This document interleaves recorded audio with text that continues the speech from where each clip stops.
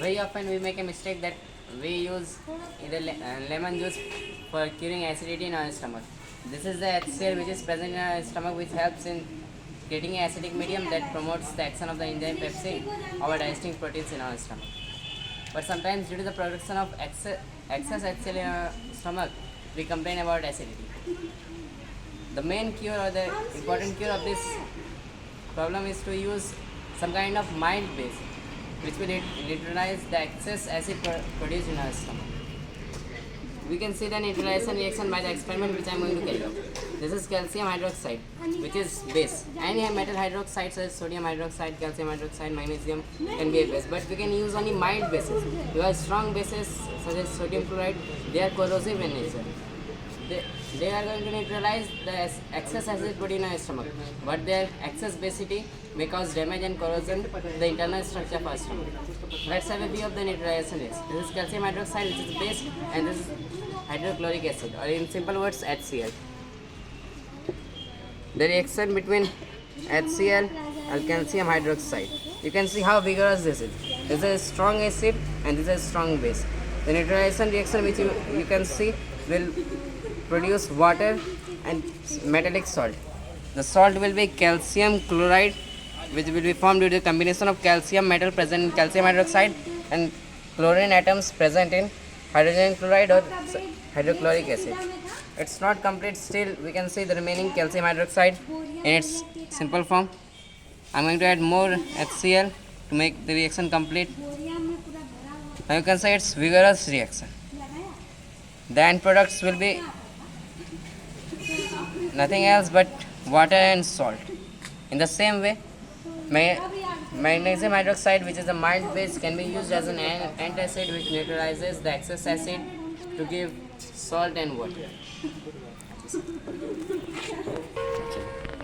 This was a highly exothermic reaction, as a lot of it was about. Apart from neutralization reaction, there are a variety of reactions in chemistry which we can see in our everyday life. Let's show displacement as well as double displacement reaction. Has a beaker which contains copper sulfate, which is blue in color, as you can see. I have the aluminum rod in this.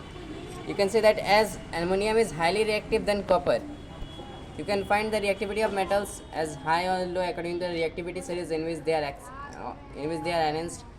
As it was dipped for a long time in the copper sulfate solution, and as it is highly reactive in nature in comparison to copper, it has displaced copper from its normal salt solution. That is displaced copper from copper sulfate solution, and aluminium atoms from the aluminium that is combined with sulfate ions to form aluminium sulfate solution. The reaction is halfway, but we can see the change in color. Copper sulfate, which is naturally deep blue in color, fades. The color of the solution fades away and it's slowly turning pink. You can see the reaction. It's single displacement reaction, or in simple words, displacement reaction.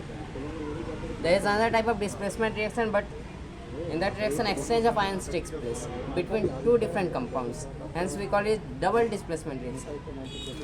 As the sample of sodium sulfate and as the sample of barium chloride.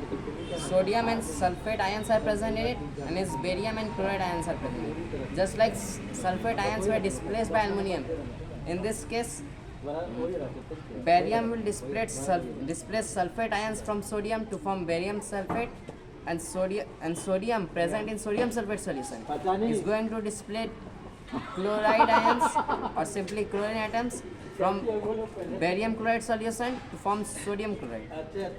We can say that it's sodium sulfate, barium chloride. On mixing the two mixtures, double displacement reaction will take place. It's going to take some time to settle down, but as a product, we are going to find out the clear solution of sodium chloride and white precipitate of barium sulfate solution. We can also call this precipitation reaction, as white precipitate settles down at the bottom.